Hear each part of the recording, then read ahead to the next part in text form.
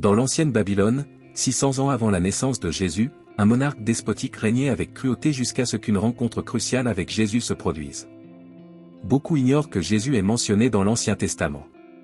Cet épisode se déroule dans le livre de Daniel, à Babylone, sous le règne de Nabuchodonosor, un tyran arrogant et brutal qui se plaisait à infliger des souffrances à ses sujets. Il régnait sur le monde antique en dictateur absolu. Après avoir soumis la Syrie, il tourna son attention vers l'Égypte, son principal rival à l'époque. Juda, qui se dressait sur son chemin, devait être éliminé pour qu'il puisse réaliser son ambition de diriger un vaste empire. Nabuchodonosor ordonna que les jeunes juifs soient éduqués pour lui servir de conseillers et de sages. Daniel, Anania, Michaël et Azaria faisaient partie des captifs, également connus sous le nom de Belchazzar, Shadrach, Meshach et Abednego. Le roi ordonna l'érection d'une statue colossale en or, haute de 90 pieds, peut-être pour consolider son pouvoir, convoquant toute sa cour à une grande cérémonie. Tous les dirigeants devaient assister à l'inauguration de la statue et se prosterner pour l'adorer. La désobéissance aurait pour conséquence d'être jeté dans une fournaise ardente et brûlé vif. Tout le monde obéit, car Nabuchodonosor était déterminé à s'établir non seulement comme chef politique incontesté, mais aussi comme autorité religieuse suprême à Babylone. Cependant, 3 d'entre eux ont refusé de s'incliner, défiant la pression sociale. Certains Chaldéens virent les jeunes Hébreux parmi ceux qui ne se prosternaient pas et les rapportèrent à Nabuchodonosor, alimentés par la jalousie de voir ses captifs accéder à de hautes positions malgré leur état. La foi de ces hommes les empêchait d'adorer un Dieu autre que le Dieu d'Israël. Les fonctionnaires du tribunal y virent une opportunité d'éliminer Shadrach, Meshach et Abednego et n'hésitèrent pas à le faire.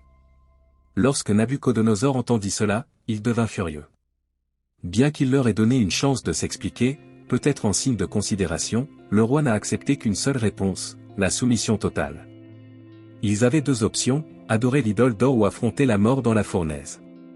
Bien qu'il ait déjà loué le Dieu hébreu, Nabuchodonosor s'est demandé, quel Dieu les délivrera de mon pouvoir?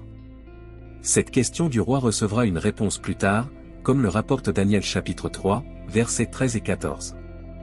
En entendant cela, Nabuchodonosor devint encore plus furieux et ordonna que Shadrach, Meshach et Abednego soient amenés devant lui, demandant, « Est-ce vrai, Shadrach, Meshach et Abednego ?» À ce moment-là, ces courageux juifs défièrent l'ordre direct du roi et se livrèrent entre les mains de Dieu, dont la réponse fut remarquable. Shadrach, Meshach et Abednego répondirent à Nabuchodonosor, « Ô Nabuchodonosor, nous n'avons pas besoin de nous justifier auprès de toi dans cette affaire. Si nous sommes jetés dans la fournaise ardente, le Dieu que nous servons peut nous en délivrer, et il nous délivrera de ta main, ô roi. Mais même s'il ne le sait pas, sache, ô roi, que nous ne servirons pas tes dieux ni n'adorerons l'image d'or que tu as érigée, comme le rapporte Daniel chapitre 3, versets 16 à 18. En d'autres termes, ils ont choisi de mourir. Plutôt que de désobéir à Dieu, même s'ils étaient brûlés, ils resteraient fidèles au Dieu vivant au lieu d'adorer une idole morte. Nabuchodonosor, furieux, ordonna que le four soit chauffé 7 fois plus que la normale. Puis il ordonna aux hommes forts de son armée de lier Shadrach, Meshach et Abednego et de les jeter dans la fournaise ardente. Ainsi, les 3 hommes tombèrent ligotés au milieu de l'incendie. Surpris, Nabuchodonosor se releva rapidement en voyant la situation. Il demanda à ses conseillers, « N'avons-nous pas jeté au feu 3 hommes liés ?» Ils répondirent, « Oui, ô roi. » Il a poursuivi, « Mais je vois 4 hommes en liberté qui marchent à travers le feu, et ils ne sont pas blessés. » L'apparence du 4e ressemble à celle d'un fils des dieux, comme décrit dans Daniel chapitre 3, versets 24 et 25. Nabuchodonosor remarqua que non seulement les 3 hommes étaient indemnes, mais aussi qu'il y avait une 4e personne avec eux, qui semblait être une manifestation divine, impliquant être le Christ préincarné. Cette présence divine dans la fournaise ardente est remarquable. Shadrach, Meshach et Abednego, même dans la partie la plus difficile de leur épreuve, n'étaient pas seuls. Jésus était là physiquement avec eux au milieu du feu, même s'ils ne le savaient pas forcément. Le 4e homme, la figure divine dans la fournaise, non seulement les protégeait du feu, mais les accompagnait également dans leur détresse. En voyant les hommes traverser le feu indemne, Nabuchodonosor fut témoin d'un miracle.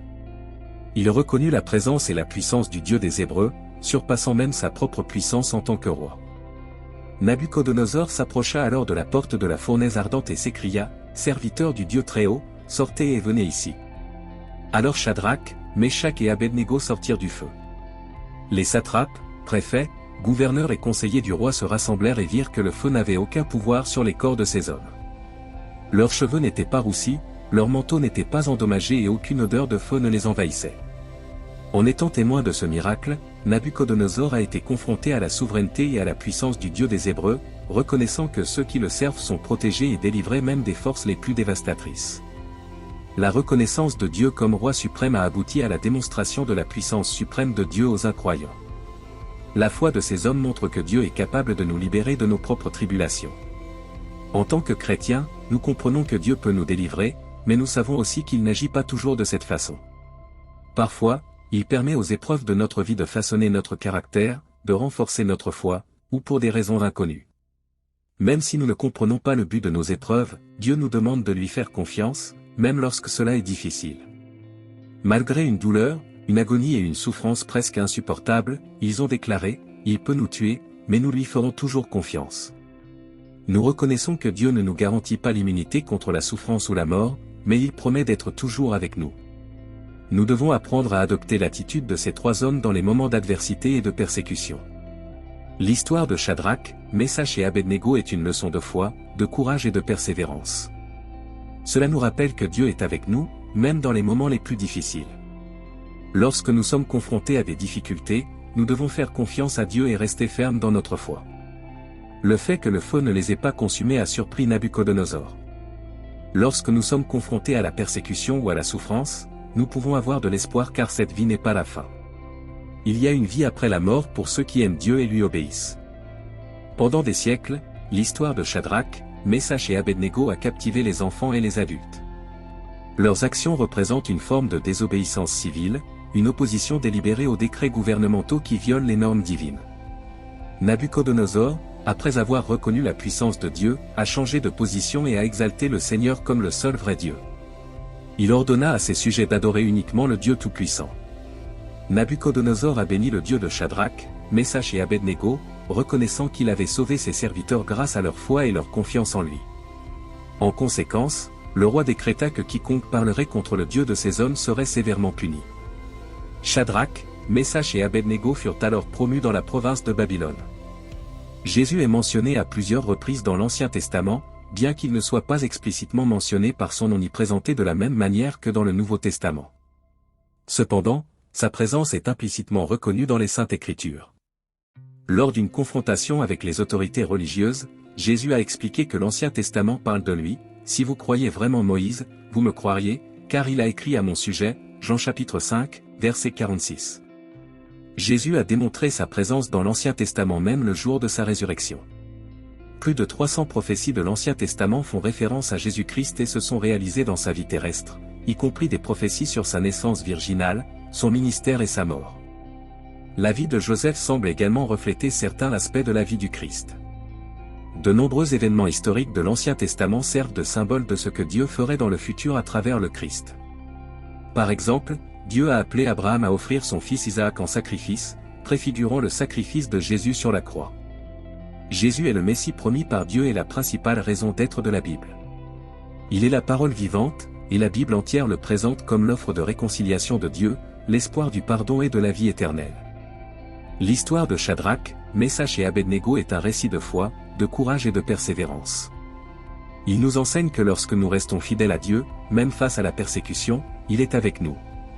Cette histoire sert également de type de Jésus-Christ, qui était fidèle à Dieu même face à la mort et est ressuscité des morts. Elle nous incite à rester fidèles à Dieu quelles que soient les circonstances. Si vous avez apprécié cette vidéo et y avez trouvé de la valeur, n'oubliez pas de la aimer et de la partager avec vos amis et votre famille. N'oubliez pas non plus de vous abonner à la chaîne.